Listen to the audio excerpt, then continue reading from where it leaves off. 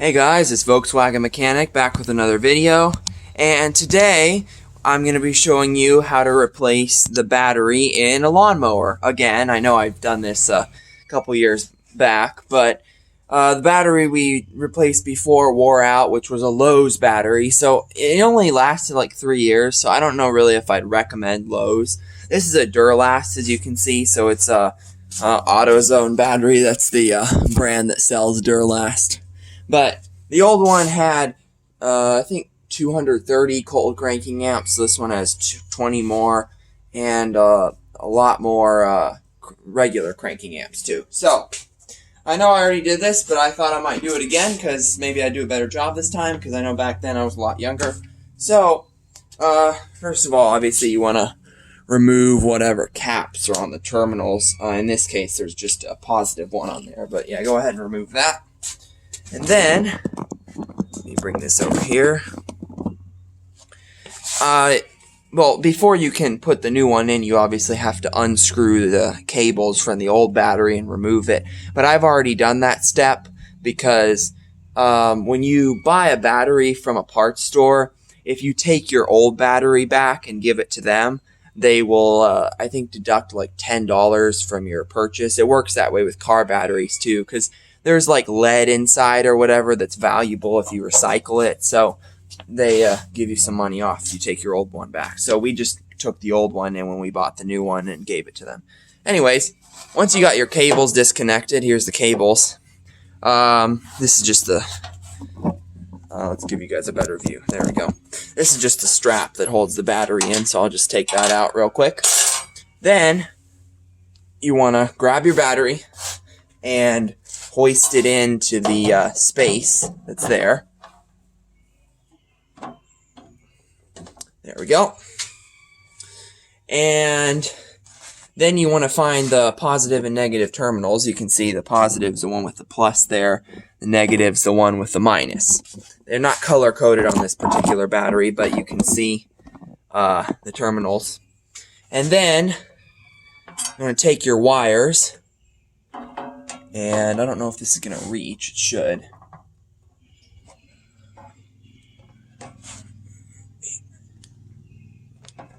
Okay, I bent it, so hopefully it should reach. Okay, you know what? I'm going to swivel the battery around because the wires are kind of set up where they work better if it's that way. Okay. Like that, like that. Okay, that'll work better. Okay. Want to get your wires ready. I have electrical tape these because they had some exposed wiring on them. And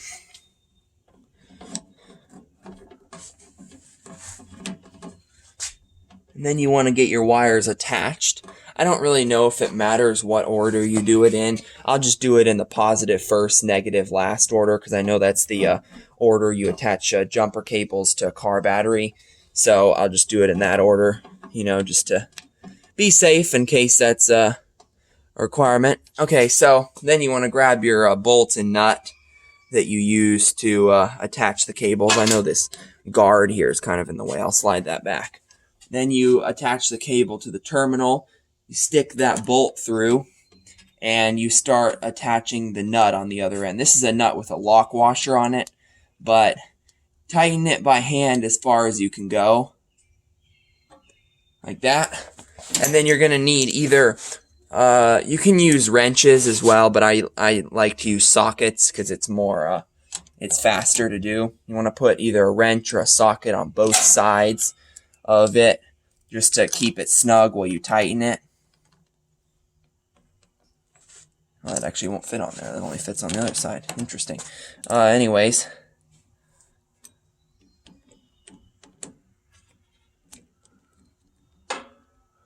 Keep tightening it. Having some trouble here doing this, but there we go. Oh, I had it going the wrong way. Silly me. Okay. Then start tightening it. And you don't need to tighten it crazy tight because, you know, it's just holding a wire in place. So once you got that tightened, then grab the other cable, which in this case is the negative. I gotta get my other bolt and nut here. I'll Also, this guard can go over the positive cable. There we go. Then I'll grab the negative cable. This is the negative port. Okay, make sure and verify that it is the negative port. You don't want to mess it up and get them backwards. That would not be good. And then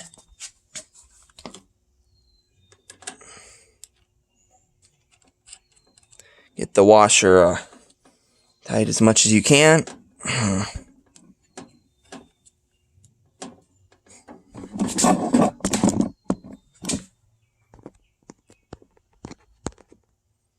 Let me zoom in on that bolt there. Okay.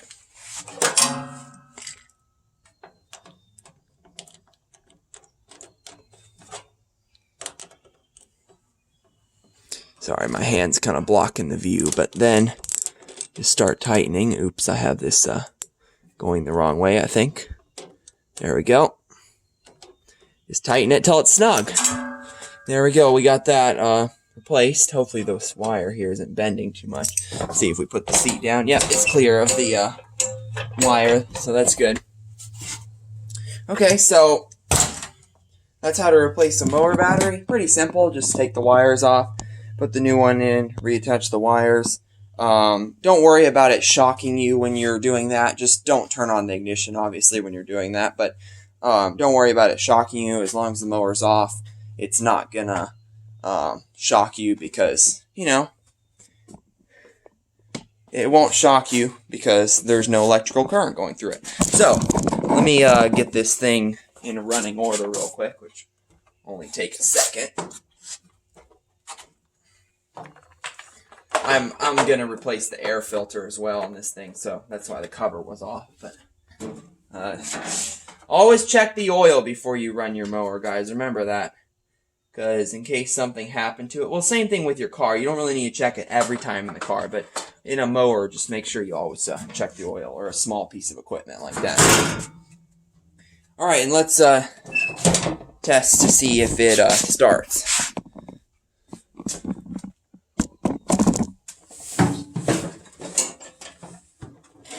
Okay, choke. Yeah,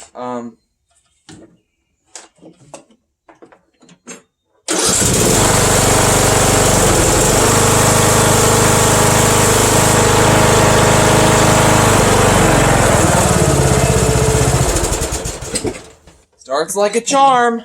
Didn't even have to turn over very long. Only turned over for like half a second and it started. So, yep, definitely works great. So, oh yeah, and sorry guys, I forgot one step. I'm glad I just remembered that, or that would have been bad.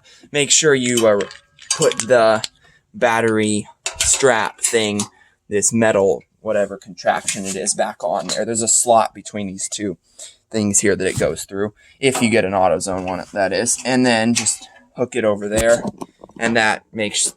I mean, I don't think the battery's going anywhere regardless of whether it's there or not, because it's heavy, so it's going to just sit there normally, but it's just there to keep it tightened down in there and make sure it doesn't move so that it doesn't move the cables. So, yeah, that's how to replace the battery, guys. Hope you guys enjoyed. Hope it helped you. I know it's kind of crazy uploading this week. You know, we have 2 videos coming out on the same day, but that's kind of the way it is with this channel. Like I said, we have... If you know what I mean, we have like a lot of water gushes down the pipe, or like we do a bunch of uploads in the same week. Like in this case, we're doing 2 uploads in the same week. And then there's like there's a couple month drought or whatever where we don't have uploads for a while. And that's just the way it's going to work with this channel, because, you know, when I have stuff to show you guys, I'll probably have a couple videos in the same week. And then when I don't, I won't have a couple videos for months. So, yeah, the vacuum video and this will both be coming out on Thursday, at least for me. And then on next week, I think I'll probably upload the video. I'll show you guys how to place an air filter, which is a pretty simple job, but still, I want to show you guys that just in case. Anyways, thank you guys for watching. Don't forget to subscribe, like the video, turn on notifications. I'll see you in the next one.